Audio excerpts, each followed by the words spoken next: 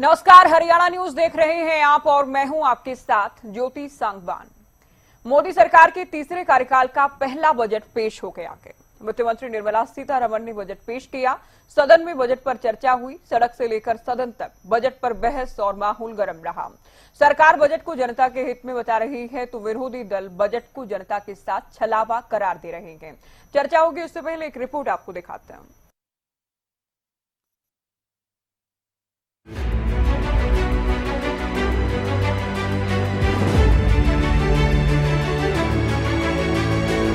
वित्त मंत्री निर्मला सीतारमण ने मोदी सरकार के तीसरे कार्यकाल का बजट पेश कर दिया है। बजट में किसानों, महिलाओं और युवाओं को सौगात दी गई है। बजट के बाद इस पर हंगामा भी देखने को मिल रहा है। बजट को लेकर विपक्ष ने प्रदर्शन किया। सड़क से लेकर संसद तक हंगामा देखने को मिला। तो वहीं दूसरी ओर बजट पर सरकार का कहना है कि बजट में 1 करोड़ लोगों को खुशखबरी दी गई है। जनता के बहुत ही हित में है, समाज के हर वर्ग के हित में है।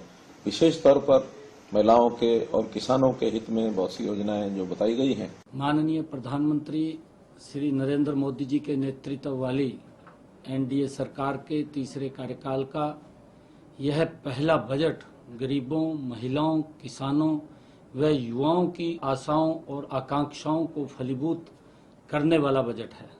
मुझे पूर्ण विश्वास है कि यह बजट विकसित भारत के निर्माण में एक नया अध्याय लिखेगा। बजट में दलहनों और तिलहनों का उत्पादन बढ़ाने व इनके भंडारण व विपणन को सुदृढ़ बनाने की घोषणा से हरियाणा में फसल विविधीकरण को अपना रहे किसानों को बड़ा प्रोत्साहन मिलेगा। बजट में रोजगार से संबंधित 3 नई योजनाओं को घोषणाओं से देश में रोजगार के नए अवसर सृजित होंगे। गरीबों को 300 यूनिट तक मुफ्त बिजली देने के लिए शुरू की गई पीएम सूर्य घर योजना का इस बजट में विशेष बढ़ावा देने की बात कही गई है। यह हरियाणा के गरीब परिवारों के लिए अत्यंत लाभकारी सिद्ध होगी। कुल मिलाकर यह बजट समाज के सभी वर्गों के लिए कल्याणकारी, देश की अर्थव्यवस्था को मजबूती देने वाला और राष्ट्र को विकास की नई बुलंदियों पर ले जाने वाला साबित होगा। देश को विकास की नई ऊंचाई पर ले जाने वाले इस महत्वपूर्ण बजट के लिए मैं सभी देशवासियों को बधाई देता हूं। वित्त मंत्री निर्मला सीतारमण जी और उनकी पूरी टीम बहुत बहुत बधाई की पात्र है। साथियों, ये बजट समाज के हर वर्ग को शक्ति देने वाला बजट है। बजट पर विपक्ष ने सरकार पर निशाना साधा। मल्लिकार्जुन खड़गे ने इसे मोदी सरकार बचाओ बजट बताया। वहीं राहुल गांधी ने इसे सरकार बचाओ बजट बताया। पर सदन से विपक्ष ने शेम कहकर वॉकआउट भी कर दिया। इंडिया गठबंधन ने प्रदर्शन के दौरान बजट पर कड़ी प्रतिक्रिया दी है। सबको बजट में कोई न्याय नहीं मिला, वो न्याय दिलाने के लिए हम लड़ रहे हैं। क्षेत्रीय संतुलन के नाम पर ये बजट एक मजाक है, क्योंकि सारा का सारा बजट और आवंटन 2 ही प्रदेशों पे केंद्रित किया गया, आंध्र प्रदेश और बिहार।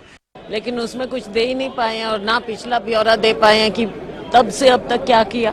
10 साल से अब तक क्या अचीवमेंट है, क्या इन्होंने नींव रखी जिसके ऊपर आज इमारत ये खड़ी कर सकते हैं, है ही नहीं। बजट पेश होने के बाद तीसरे दिन सदन में चर्चा के पहले सदन के बाहर हंगामा, फिर सदन के अंदर हंगामा। हालांकि बजट को आगामी होने वाले कई राज्यों के चुनाव से भी जोड़कर देखा जा रहा है। बड़ा सवाल ये है कि जनता कितनी खुश है। राजनीतिक बयानबाजी एक तरफ, लेकिन जनता को कितनी राहत, ये बड़ा सवाल है। विपक्ष के सांसदों के आरोप है कि बजट में राज्यों के साथ भेदभाव किया गया है। अब विपक्ष इसे कितना बड़ा मुद्दा बनाता है, ये आने वाला वक्त ही बताएगा। News desk, Haryana news. चलिए, बजट को लेकर बात करते हैं। कुछ खास मेहमान जुड़ गए। प्रियदर्शनी सिंह, प्रवक्ता बीजेपी, केवल ढींगरा, प्रवक्ता कांग्रेस, रजत पंजेटा, प्रवक्ता इनेलो हमारे साथ चर्चा में जुड़ गए हैं। आप तीनों का स्वागत है। शुरुआत बीजेपी से करते हैं। प्रियदर्शनी जी, कल हम मुद्दा में जब डिबेट कर रहे थे तब हमने भी सवाल उठाया, खुद मैंने भी पूछा कि हरियाणा के लिए क्या है बजट में, और आज तो हम देख रहे हैं बहुत सारे रिएक्शन आ चुके हैं कि क्या हरियाणा को नजरअंदाज किया गया है, क्या केंद्र सरकार हरियाणा को भूल चुकी है, और अगर भूल चुकी है तो क्यों नहीं बीजेपी के कमल छाप को, कमल के निशान को भूल जाना चाहिए, कहना है कांग्रेस का। जी, नमस्कार ज्योति जी, आपको सादर प्रणाम और बाकी दोनों प्रवक्ता साथियों को भी मेरा सादर प्रणाम। ज्योति जी, ऐसा कुछ नहीं है कि इस बजट में हरियाणा को भूल लिया गया है या ऐसा कुछ भी नहीं है, क्योंकि आप देख सकते हैं कि जो रोजगार, निवेश प्रोत्साहन, सामाजिक सुरक्षा के जो इन्होंने अधिनियम बनाए हैं, जिसमें कि स्टार्टअप्स के लिए प्रावधान किए हैं। इस समय हमारी माननीय जो हमारी फाइनेंस मिनिस्टर है निर्मला सीतारमण जी ने, जो कि इजीएस्ट कर दिए हैं। फॉरेन इन्वेस्टमेंट जो आती थी, जिसके ऊपर एक बैंकिंग डॉक्यूमेंट्स बहुत ज्यादा थे, वो उन्होंने आसान कर दी। मैं बहुत सरल भाषा में समझा रही हूँ। विदेशी कंपनियों और कॉर्पोरेट की दर 40 घटाकर 35 कर दी गई है। मैं ये इसलिए बोल रही हूँ, मैंने ये इसलिए बता रही हूँ क्योंकि गुड़गांव, जो कि राजस्व का सबसे बड़ा केंद्र है पूरे हरियाणा में, जहां पे 55% के करीब हमारे पास इकोनॉमी आती है और देश की भी एक बहुत बड़े शहरों में आता है, जहां पे गूगल जैसी या बड़ी बड़ी इंटरनेशनल एमएनसीज हैं। तो ये सारी की सारी सुविधाएं तो हरियाणा में ही आएंगी ना, और रोजगार भी हरियाणा में ही आएगा। तो ऐसे कैसे हम बोल सकते हैं कि हम हरियाणा को भूल गए हैं। जहां तक किसानों की बात की जाए ज्योति जी, तो मैं किसान भाइयों के लिए भी बता दूं कि हम लोगों ने एक लचीलापन लाया है किसानों के लिए भी, कि अगर वो कुछ मुद्रा या कुछ लोन लेना चाहते हैं वो भी आसान हो गया है। मशीनें मुहैया कराई जाएंगी, फर्टिलाइजर्स जो है वो मुहैया करवाए जाएंगे। तो ऐसा नहीं है। इस अर्थव्यवस्था को कैसे स्ट्रॉन्ग करना है, ये जो बजट है, क्या हरियाणा का नाम लिया गया है बजट में? क्या हरियाणा का जिक्र हुआ है? क्या हरियाणा के लिए कोई खास पैकेज है बजट में, कोई प्रावधान है? देखिए ज्योति जी, मैं आपको बताऊं, ये जो मैंने आपको बताया है, मैंने आपको साफ इसके पीछे लॉजिक दिया है, ठीक है, कि गुड़गांव, जो कि आपको भी मालूम है कि एक बहुत ही ऐसा क्षेत्र है जहां पे सारी मल्टीनेशनल कंपनियां हैं। 55% के करीब वहां पे रेवेन्यू जनरेट हो रहा है पूरे हरियाणा का। पूरा हरियाणा एक तरफ, गुड़गांव का रेवेन्यू एक तरफ हो रहा है। आप ये सोचिए कि जिस तरीके से लचीलापन इन्होंने लोन्स पे दिया है, ठीक है, लोन जो है वो लोन अब आसानी से, किसी को भी अपना व्यवसाय शुरू करना है, अब लोन आपको बहुत ही आसानी से मिल जाएगा। मैं एक और मजेदार बताऊं कि एमएसएमई मतलब कि medium and small scale industries में को भी बहुत ही आसानी से कर दिया गया है। जहां पे पहले 10 लाख का लोन मिलता था, अब 20 लाख का लोन मिल गया है। तो ये तो पूरे देश में मिलेगा ना ज्योति जी। ये कोई ऐसा तो है नहीं कि एक पर्टिकुलर किसी एक क्षेत्रीय आंध्र प्रदेश को या बिहार को। तो जो दीपेंद्र हुडा जी बोल रहे हैं, तो आंध्र और बिहार को तो मिला है, आंध्र और बिहार को तो मिला है, पर्टिकुलर मिला है, वहां तो मिला है ना। और विपक्ष कह रहा है कुर्सी बचाने का, सिंहासन बचाने का बजट के, या ये तो ये कॉपी पेस्ट है, कांग्रेस कह रही है हमारे घोषणा पत्र में, या ये पुराने बजट का ही हिस्सा है, कॉपी पेस्ट करने का प्रयास किया गया, ये कह रही कांग्रेस। ये ए को फायदा पहुंचाने का पूरा प्रयास है, ये भी कहा जा रहा है। और भेदभाव हुआ है, तो हरियाणा के विपक्षी नेता खुलकर कह रहे हैं। मैं कांग्रेस को चर्चा में जोड़ रही हूँ, केवल जी। सरकार कह रही है विकसित भारत का विजन है इस बजट में, 9 प्राथमिकताएं रखी गई हैं, ज्ञान पर फोकस किया गया। कि आप लोगों को नहीं लगता कुछ तो अच्छा के बजट में, कहीं तो तारीफ हो सकती है? देखिए, जनता के हिसाब से ये बिल्कुल नीरस बजट है, इसमें कुछ भी नहीं है। आप ये देखें कि इस बजट को हम ये माने कि बिहार और आंध्र प्रदेश के ऊपर जो है वो कुछ अमाउंट का फोकस किया गया है, बाकी तो कुछ है ही नहीं। बाकी तो पहला रजीम जो इनकम टैक्स का है, वो चाहे मीडियम दर्जे का हो चाहे लोअर मीडियम दर्जे का हो, उसके ऊपर तो जो पहले था वही है। और ये आज से नहीं है, ये 2014 से सेम चलता आ रहा है। और अगर हम दूसरा रजीम देखें तो उस रजीम के अंदर भी इन्होंने एक अकाउंटेंट को बिठाया होगा और उसके ऊपर एक चीज बढ़ा दो, एक चीज घटा दो, एक चीज बढ़ा दो, एक चीज घटा दो, लेकिन हिसाब किताब सेम, ये काम किया है। और दूसरी बात, अगर हम मुद्दों पे आ जाएं, अलग अलग वर्ग पे आ जाएं, जैसे किसान वर्ग है, उसके लिए जो वो मांग कर रहा है वो इन्होंने नहीं दिया। जो कर्मचारी मांग कर रहे हैं वो इन्होंने नहीं दिया। जो अब हमारे छोटे छोटे मजदूर भाई जो अपने गुजारा करते हैं, अपना पालन पोषण करते हैं, उनके लिए कुछ नहीं किया। बिजनेसमैन ले लीजिए, उनके लिए कुछ नहीं किया। अगर जीएसटी के मुद्दे ले ले, उनके लिए कुछ नहीं, कोई प्रावधान का सिस्टम नहीं है। किया क्या? कौन सी ऐसी चीज है जो लोगों को लुभावनी लग रही हो इस बजट में? कुछ भी नहीं। और इसीलिए 1200 पॉइंट डायरेक्ट सीधा जो है इंडेक्स जो है वो नीचे गया उसका। और इसीलिए गया क्योंकि अगर नीरस सिस्टम होगा और देश के लिए, जनता के लिए अगर कुछ भी नहीं करेंगे तो फिर यही हाल होगा कि जो सेंसेक्स है वो एकदम से धड़ाम गिरेगा। क्योंकि ये लोग, ये जो सरकार है ये जनता की सरकार नहीं है, ये सरकार जो है बड़े बड़े पूंजीपतियों की सरकार है। उन्हीं के लिए जो है, जो लेस करते हैं, उन्हीं के लिए सोचते हैं, उन्हीं के लिए काम करते हैं। तो लोगों की, जनता को तो कोई मतलब नहीं है इन लोगों को। और यहाँ बैठ के टीवी पे कहानियां सुनाते हैं, ये कर दिया, वो कर दिया, इस तरह से किया, उस तरह से किया। असली मुद्दा ये है कि आपने लोगों के लिए क्या किया, किसान वर्ग के लिए क्या किया, जो कर्मचारी वर्ग है उनके लिए क्या किया। 2 करोड़ रोजगार हर साल देने थे, वो कितने करोड़ दिए, कुछ बताना चाहिए ना फिगर, तब तो समझ में आए जनता को। ये झूठा जो प्रचार करने के लिए टीवी पर बैठते हैं, हमने ये लैंग्वेज में ये सुधार किया, ऐसे नहीं। आप लोगों का क्या सुधार हो रहा है? आपने 2 साल पहले जो जनता के लिए, जो किसानों के लिए आपने ये कानून, 3 काले कानून बनाए थे, उनको जमीनें हड़पने के लिए, उनकी डिमांड क्या है? एमएसपी की गारंटी कानून क्या बनाया? नहीं बनाया। उनकी मांग क्या है? स्वामीनाथन का C2 फार्मूला देना, दिया? नहीं दिया। आप कर क्या रहे हैं? आप जनता के साथ धोखा कर रहे हैं, धोखेबाज सरकार है। इधर से उधर मिला करके कुछ लोगों को आंखों पे पट्टी बांध रहे हैं कि कुछ लोग हमारे वोटर बच जाए, लेकिन घटते जा रहे हैं। ये काम धीरे धीरे समाप्त हो जाएगा, क्योंकि ये जनता की सरकार नहीं है, ये बड़े बड़े पूंजीपतियों की, कुछ पूंजीपति हैं उनकी सरकार है। या फिर अब इनको 240 का आंकड़ा मिला, तो बाकी के जो लोग इनके साथ जुड़े हुए हैं, 2-3 बड़े बड़े, जो एक के साथ 12 सीटें हैं, एक के पास 16 हैं, एक के पास 5 हैं, इस तरह के जो लोग हैं उनको भरमाने के लिए, उनको दिखाने के लिए जो उनके पैकेज की मांग है वो नहीं दे रहे, लेकिन थोड़ा थोड़ा उनको दिखाने की बात कर रहे हैं, क्योंकि डरे हुए हैं अंदर से कि कहीं चर्चा में जुड़ रहे ना जाए, बैसाखियां टूट ना जाए, ये लगे हुए। पंजेटा जी, बीजेपी तारीफ कर रही, जाहिर करेगी, और विपक्ष आलोचना कर रहा है, जिसमें आपकी पार्टी का तो क्या स्टैंड है वो आपसे जानूंगी। कांग्रेस का ये कहना है कि हमारे न्याय पत्र को कॉपी पेस्ट करने का एक विफल प्रयास है, ये अंबानी अडानी को भी फायदा पहुंचाया गया है। हरियाणा के जो कांग्रेस के नेता वो कह रहे हैं हरियाणा का जिक्र नहीं है। हम दूसरे राज्यों की बात करें, जहां जहां विरोधी दल, हिमाचल की बात करें, पंजाब की बात करें, यूपी की बात करें, तमाम विरोधी दलों का ये कहना है कि हमारे राज्य को कुछ नहीं मिला है इस बजट में। इनैलो को क्या कहना? देखिए, लोग तो सीधा यही कहेगी कि अगर हरियाणा की जनता ने इनैलो को वोट किया होता तो आज लगभग 58,900 करोड़ की जो योजनाएं बिहार को मिली हैं, तो हरियाणा का नाम भी लिया जाता और हरियाणा को योजनाएं भी मिलती। 1000 करोड़ की इन्वेस्टमेंट हरियाणा के हिस्से में आती। ये दो नेशनल पार्टी है, ये दोनों आपस में एक पार्टी जैसी कुछ नहीं है हरियाणा के लिए। और पिछले 10 साल में वैसे ही खट्टर जी को तो वैसे ही कुछ नाम मिला नहीं, वो इशू नहीं है।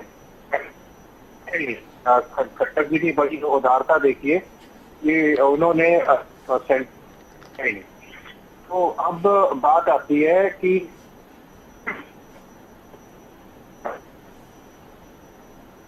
आपकी आवाज नहीं मिल रही है पंजेटा जी, एक बार इनका फोन डिस्कनेक्ट करके फिर से जोड़िए। प्रियदर्शनी जी, आपने सुना पंजेटा जी तो हालांकि दोनों ही पार्टियों को कह रहे हैं कि दोनों नेशनल पार्टीज हरियाणा के हितों के लिए क्या कर रहे हैं, कुछ भी नहीं कर रहे हैं। कांग्रेस का साफ तौर पर कहना है किसानों के लिए आप कह रहे हैं लचीलापन लेकर आए, क्या करेंगे कांग्रेस किसान लचीलापन का? कांग्रेस कह रही है एमएसपी को लेकर बात क्यों नहीं हुई?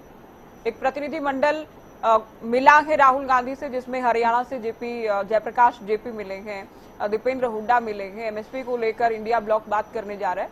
तो किसानों को लेकर एमएसपी पर अड़े, इनकी 1.5 गुना जो आय की जानी थी, 2 गुनी दरअसल जो आय की जानी थी, उसका कोई जिक्र नहीं है बजट में, ये भी कहा जा रहा है विपक्ष की ओर से। देखिए ज्योति जी, विपक्ष का काम है आरोप करना, आरोप लगाना, ये मैं समझ सकती हूँ, लेकिन मैं आपको कुछ एक संक्षेप में, क्योंकि आपने अभी मुझसे कृषि के ऊपर प्रश्न पूछा है, तो मैं आपको बता दूं कि 2023 और 24 के बजट में जो 1,25,035 के करीब एग्रीकल्चर पे ही यूज हुआ है, मतलब कृषि पे ही यूज हुआ है बजट। तो ऐसा नहीं है कि सरकार कृषि अपने किसान भाइयों के लिए नहीं सोच रही है। दूसरी बात, आज एक किसान भाई के लिए टेक्नोलॉजी का उपयोग बहुत आसान हो गया है। आज अगर नैनो यूरिया का अगर सफलतापूर्वक अगर किसी ने प्रयोग किया है तो वो भी एनडीए सरकार ने किया है, पूर्ण रूप से एनडीए सरकार ने किया है, भारतीय जनता पार्टी ने किया है। और मैं आपको बता दूं टेक्नोलॉजी का क्या फर्क पड़ा है हमारी सरकार को, मतलब हमारी सरकार ने क्या किया है कृषि के लिए। आप आज की डेट में देखिए कि यूपीआई के थ्रू आज पेमेंट करना कितना आसान हो गया है। आज कोई भी काला बाजारी खत्म हो गई है। काला बाजारी खत्म होने की वजह से आज जो भी है, आज इनकम जो आ रही है किसान के पास वो डायरेक्टली उसके अकाउंटों में जा रही है। तो आप कैसे कह सकते हैं कि किसानों के बारे में नहीं सोच रहे। आरोप लगाना बहुत आसान है। मैं यहाँ पे आरोप लगाना आसान है तो तारीफ करना भी तो आसान है ना। जिम्मेदारी के साथ मैं तारीफ करना भी आसान है। आप बैठकर कह दें सब अच्छा अच्छा है, सुनिए ये कह देंगे सब खराब है, सब खराब है, तो बीच की कोई सही बात आंकड़ों के साथ होनी चाहिए ना। आप कहीं तो बात को, अपनी बात को आप अच्छे से स्थापित तो कर पाए आंकड़ों के साथ। एमएसपी को लेकर क्या है बजट में, क्या कोई जिक्र किया गया है, ये सवाल मैं पूछ रही हूँ क्योंकि कांग्रेस के प्रवक्ता ने पूछा है। पूछना चाहती हूँ कांग्रेस के आप प्रवक्ता कह रहे डिजिटल कर रहे हैं हम, कि हुड्डा जी की सरकार में सिर्फ दो चीजों पे एमएसपी देते थे, हमने 14 पे दी है, ठीक है। तो मैं इनसे ये पूछना चाहती हूँ, और वो भी 2 सेंट्रल गवर्नमेंट से आती थी। आप बजट को लेकर कुछ बता पाएंगे क्या? से मैं ये सवाल पूछना चाहती ये हूँ। तो बहुत पुरानी बात है, क्योंकि अच्छी बात है हरियाणा सरकार की 14 फसलों को अधिकतम जो देश में सबसे ज्यादा है एमएसपी पर उनको खरीदा जा रहा है, ठीक है। ये बात यहाँ पर खत्म हुई। बजट को लेकर एमएसपी पर आप 2 वाक्य बोलेंगे क्या एमएसपी को लेकर? अच्छा, इकोनॉमिक ग्रोथ की मैं बात करूं तो आपको मैं बताऊं, इस समय हम जब हमारे पास सरकार 2014 आप एमएसपी की गारंटी के मेरे सवाल को कैसे इग्नोर कर सकती है प्रियदर्शनी जी? इकोनॉमी थी। मेरी आवाज नहीं आ रही क्या आप तक? एमएसपी की गारंटी को लेकर जो मैं सवाल पूछ रही हूँ बार बार, उस पर सरकार का क्या स्टैंड है, एक बार वो क्लियर कर दीजिए, उसके बाद बाकी बातों पर चर्चा हो जाएगी। आप लगातार मेरे सवाल को इग्नोर कर रही हैं, ऐसे तो नहीं चलेगा ना। हाँ, एमएसपी पे मैंने नहीं मैडम, मैं बिल्कुल आपकी बातों को इग्नोर नहीं कर रही हूँ, एकदम भी इग्नोर नहीं कर रही हूँ ज्योति जी। एकदम साफ बात है, एमएसपी पे हम किसानों के साथ हैं और एकदम क्लियर है। मैं कांग्रेस के प्रवक्ता से पूछना चाहती हूँ कि आप ये बताइए कि हुड्डा साहब के साथ टाइम पे कितनों में एमएसपी बनती थी, कितनों में? और उसमें जो गेहूं और अनाज की बात करें, गेहूं और चावल की बात करते हैं, तो सेंट्रल गवर्नमेंट से आ रहा था। तो ये कैसे बात करते हैं कि कृषि के बारे में सोच रहे हैं? और जहां तक रोजगार की बात है तो आपको मैं बता दूं कि हमने 100 मतलब आप ही सोचिए कि इंटर्नशिप प्रोग्राम हम लोगों ने शुरू कर दिए हैं, जहां पे एक व्यक्ति को 6000 के करीब इंटर्नशिप प्रोग्राम के तहत मिलेगा, यानी कि रोजगार भी हम प्रोवाइड करवा रहे हैं। स्टार्टअप अब इतना आसान हो गया है कि आपको कोई भी खास डॉक्यूमेंटेशन की जरूरत नहीं है, आप बाकायदा आप जाइए वहां पे मिल जाएगा। आज लोन प्रक्रिया मतलब कि एजुकेशन लोन आज बहुत आसान कर दिया है। कहाँ एक जमाना था कि जहां पे चक्कर काटने पड़ते थे आपको बैंकों के लगातार, आज हर चीज ऑनलाइन हो गई है। और आप इससे ज्यादा आसानी आपको बताइए ज्योति जी कहाँ मिलेगी? हमें सवाल इनसे पूछना चाहिए, सवाल सबसे बड़ा इनसे पूछना चाहिए कि इन्होंने अपनी सरकारों में क्या किया। ये कह रहे हैं सालाना 2 करोड़ के हिसाब से 20 करोड़ रोजगार दिए जाने का हिसाब देना था सरकार को। सरकार क्या कह रही? 5000 रुपए देंगे इंटर्नशिप के। तो रोजगार को लेकर तो सवाल है इनका, और इनसे क्या सवाल पूछे? सरकार में तो आपने बजट आप लोग लेकर आ रहे हैं। अब रोजगार नहीं ज्योति जी, रोजगार सिर्फ सरकारी नौकरियों से नहीं आती। आज जिस तरीके से फ्लेक्सिबिलिटी आज हमें इकोनॉमी ने दी है, आज जिस तरीके से फ्लेक्सिबिलिटी हो गई है, कोई भी व्यक्ति आज अपना व्यवसाय बहुत आराम से शुरू कर सकता है। क्या ये रोजगार नहीं है? मैं आपसे पूछती हूँ कि क्या ये रोजगार नहीं है ज्योति जी? बिल्कुल रोजगार है। आज आप सरकार आपको ये नहीं बोल रही है कि आप सिर्फ नौकरी करिए, सरकार आपको बोल रही है कि आप स्वावलंबी बनिए, आप अपना काम खुद स्टार्ट करिए, एंटरप्रेन्योरशिप को बढ़ावा दे रही है, फॉरेन इन्वेस्टमेंट को लेके आ रही है। ये फॉरेन इन्वेस्टमेंट कहाँ आएगी? हरियाणा और गुड़गांव में ही आएगी ना। आप ये बताइए फॉरेन इन्वेस्टमेंट कहाँ जाने वाली है? तो ऑब्वियस ही बात है कि जब फॉरेन इन्वेस्टमेंट आएगी तो रोजगार भी तो होगा। ढींगरा जी, सुना आपने? एमएसपी को लेकर तो इनका कहना है कि अब एमएसपी के पैरोकार आप लोग बन रहे हैं, लेकिन आपकी सरकार में केवल जो केंद्र जिन 2 फसलों पर एमएसपी दे रहा था उसके अलावा राज्य सरकार ने कोई एमएसपी नहीं दी, और 14 फसलों पर ही दे रहा। हालांकि मैं बजट को लेकर इनसे सवाल पूछ रही थी, बजट में एमएसपी को लेकर क्या हुआ? ज्योति जी सवाल हाँ नहीं, वो मैं सवाल ये कर रहा था कि ये देश का बजट है या हरियाणा का बजट है? जब हम हरियाणा का बजट आएगा तो उस पर भी चर्चा कर लेंगे। लेकिन ये बजट तो देश का है ना। हरियाणा जो है इसी देश का पार्ट है। हेलो, हरियाणा इसी देश जी, का ये पार्ट बजट है। तो देश का है ना, ये हरियाणा का बजट है क्या? हेलो, नहीं, एक सेकंड सुनिए नेहा जी, हरियाणा का बजट हो रहा था, ये नहीं हो रहा। पूरे देश का बजट जो बताया जा रहा किसान था, मांग रहे हैं हरियाणा ना, का बजट बताया जा रहा था। अरे भाई मैं सुन तो लीजिए मैडम। अच्छा मैडम सुनिए, तो मैं ये कह रहा हूं ना, ये जो बजट है ये देश का बजट है और उसके देश के बजट पे एमएसपी की गारंटी पूरे देश के अंदर किसान मांग रहा है, उसके ऊपर कानून मांग रहा है कि आप एमएसपी का कानून लाइए। शायद आपको पता नहीं होगा, मैं आपको समझाना चाह रहा हूं। किसान क्या कहता है? किसान हरियाणा की बात नहीं कर रहा ना, एमएसपी की फसल की बात कर रहा है। वो कह रहा है कि जो देश में एमएसपी पे कानून लेकर के आए सरकार, ला रहे हो क्या? आप ये बताओ, ला रहे हो या नहीं ला रहे? क्योंकि आप नहीं लाना चाहते इसलिए इधर उधर की बातें कर रहे हो। हरियाणा में 2 फसलें बिकी, ये 4 की गारंटी हुई, 5 की गारंटी हुई, ये पूछी कौन रहा है? आपको याद होगा ये पूछ ही नहीं रहे हम, ये पूछ रहे हैं। नायब सैनी की बात नहीं कर रहे हम ये नहीं कह रहे नायब सैनी ने 2 फसलें बिकी, 4 बिकी, ये नहीं कह रहे। गलती हो गई थी। अरे भाई सुन तो लीजिए मैडम, सवाल तो सुन लीजिए आप। मैं ये कह रहा हूं, ये देश के बजट के ऊपर एमएसपी की गारंटी पूरे देश के अंदर कानून बनाने की बात है। क्या कानून बना रहे हैं या नहीं बना रहे, ये सवाल का जवाब दीजिए ना। और दूसरी बात ये पूछ रहा हूं, ये मैं नहीं मांग रहा हूं, ये किसान मांग रहे हैं। ये मेरा, मैं नहीं कह रहा हूं कि ये मुझे दीजिए, ये किसानों को दीजिए। आप देनी है या नहीं देनी, ये बताइए। और सरकार आपकी है, मेरी तो है नहीं। हमारी सरकार आएगी तो हम तो मैनिफेस्टो में ये चीज लिखेंगे कि हम पूरे देश के अंदर एमएसपी की गारंटी का कानून लाएंगे। और हमारे जो देश का मैनिफेस्टो था ना, जो हमने बनाया था, उसके अंदर लिखा था। अगर शायद नहीं पढ़ा तो पढ़ लीजिए उसको। हिमाचल में और अगर हमारी सरकार आती तो हम करते ना उसको। हिमाचल में आप लोगों की सरकार आई, आप करोगे या नहीं करोगे, ये बताइए ना। हिमाचल में आपकी सरकार है, बीच में हिमाचल मत में बोलिए, आप मेरी बात सुन लीजिए। प्रियदर्शनी जी, आपके समय में कोई बोला था ये पूरे देश में लाए जाने की बात हो रही है? नाम है, जवाब दीजिए। मैंने क्या देना है? कानून बनाए जाने की बात हो रही है, कृषि को लेकर, एमएसपी को लेकर। मोदी जी ने देना है। ये अगर कानून बनाएंगे, गारंटी देंगे, तो वो देश का बजट है, ये मोदी जी देंगे। अगर देंगे तो वो देंगे या नहीं देंगे, आप हिमाचल या हरियाणा या इधर उधर कूद के मत जाइए। आप ये बताइए कि एमएसपी की गारंटी का देश का कानून जो है, वो एमएसपी की गारंटी में कानून बनाएंगे देश में या नहीं बनाएंगे?